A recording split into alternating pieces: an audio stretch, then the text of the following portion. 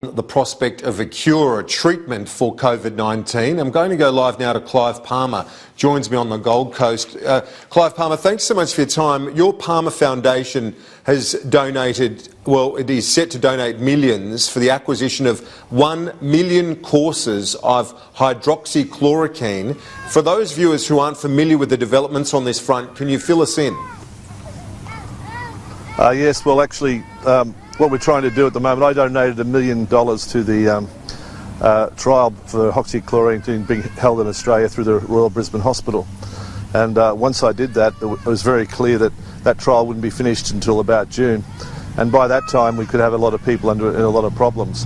So what we decided to do was to make the leap now and to try to acquire 1 million doses for Australians that could be made available to them for free, because nobody knows where we'll be in 3 or 4 months' time. And we've seen in Jordan, where it's now the official treatment for the virus, and we've seen it also in the United States, where President Trump is reeling it out and it's having tremendous effect.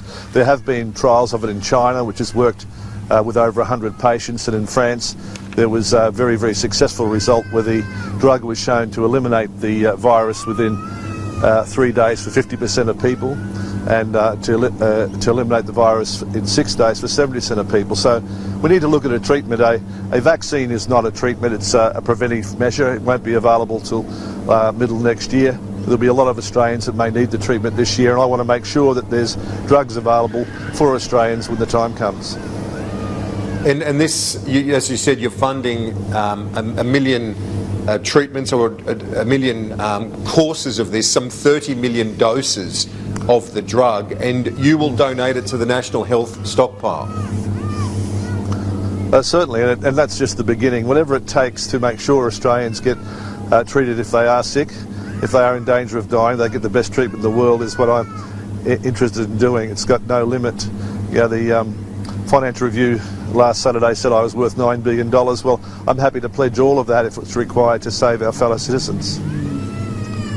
Now, talk us through, you've got, as you said, that arrangement with the Royal Brisbane and Women's Hospital. Professor David Patterson, he's suggested that this particular drug, he said it's not an overstatement to say it's a cure, and obviously you're feeling very confident about that ahead of the trials.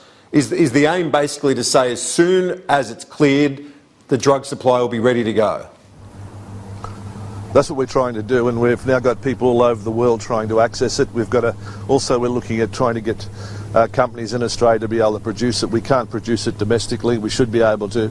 So I've got funds available to invest in any sort of facilities or resources that are necessary to bring to this country to make sure we have a long-term supply, because it's not just this year, it could be next year and the year after. So we've got to be prepared for these things, and I think we've got to take action now. We just can't stand around and wait for the bureaucracy or other people to do things. I think we've got to take the initiative.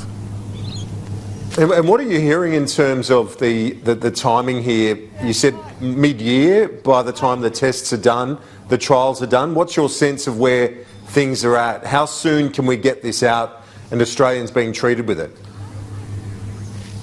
Well, I think it's up to the government to decide when it can be introduced, but we want to make sure the stockpile's there, the drugs are available.